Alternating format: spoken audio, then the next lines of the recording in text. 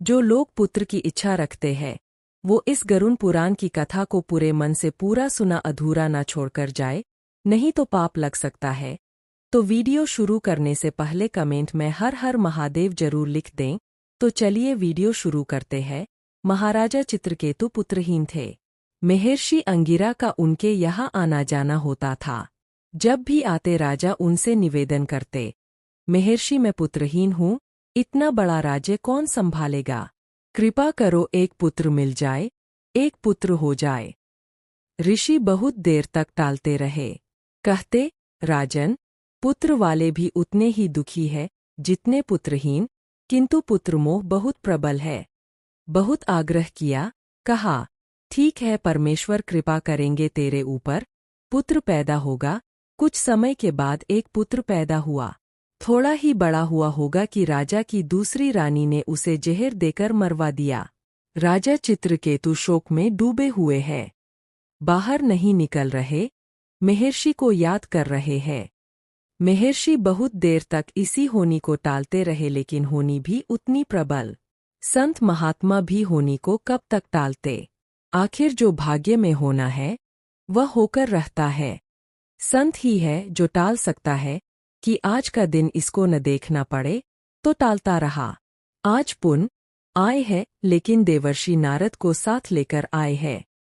राजा बहुत परेशान है।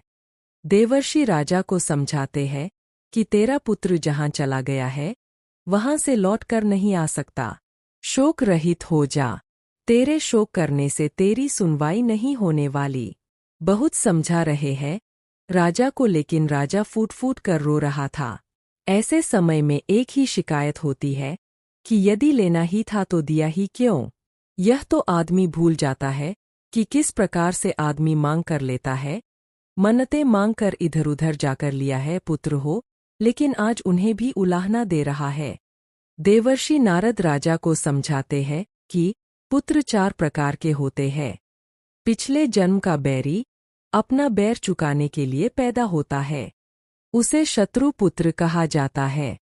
पिछले जन्म का ऋणदाता अपना ऋण वसूल करने आता है। हिसाब किताब पूरा होता है, जीवन भर का दुख देकर चला जाता है। तीसरी तरह के पुत्र उदासीन पुत्र, विवाह से पहले माँ बाप के, विवाह होते ही माँ बाप से अलग हो जाते हैं कि अब मेरी और आपकी निभ नहीं सकती। चौथे प्रकार के पुत्र सेवक पुत्र होते हैं। माता पिता में परमात्मा को देखने वाले सेवक पुत्र, सेवा करने वाले उनके माता पिता की सेवा, परमात्मा की सेवा। माता पिता की सेवा हर किसी की किस्मत में नहीं है।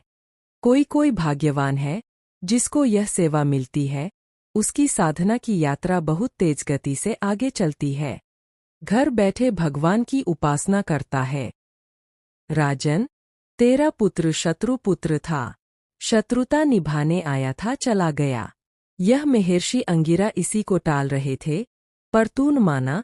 समझाने के बावजूद भी राजा रोए जा रहा है, मानो शोक से बाहर नहीं निकल पा रहा है।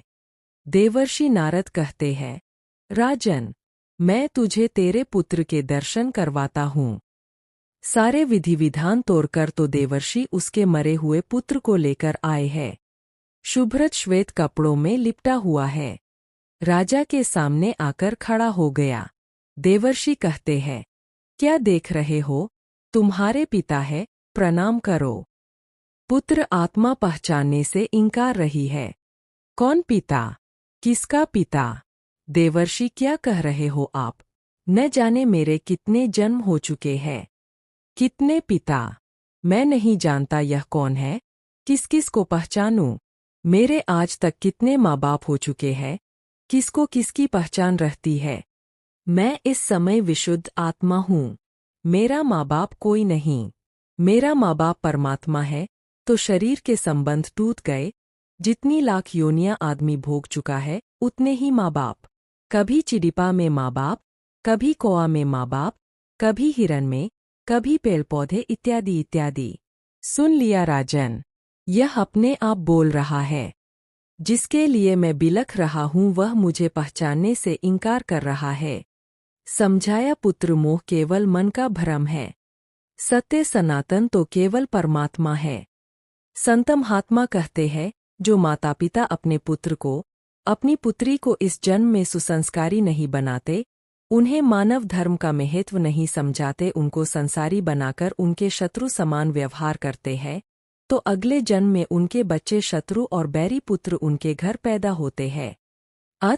संतान का सुख भी अपने ही कर्मों के अनुसार मिलता है। जबरदस्ती, मन्नत इत्यादि से नहीं, और मिल भी जाए कब तक रहे, इसका कोई भरोसा नहीं। उम्मीद करते हैं वीडियो पसंद आई होंगी, तो वीडियो को एक लाइक जरूर कर दें, और अगर चैनल पर नए हो तो चैनल को सब्सक्राइब कर लें और फेसबुक वाले पेज को फॉलो कर लें।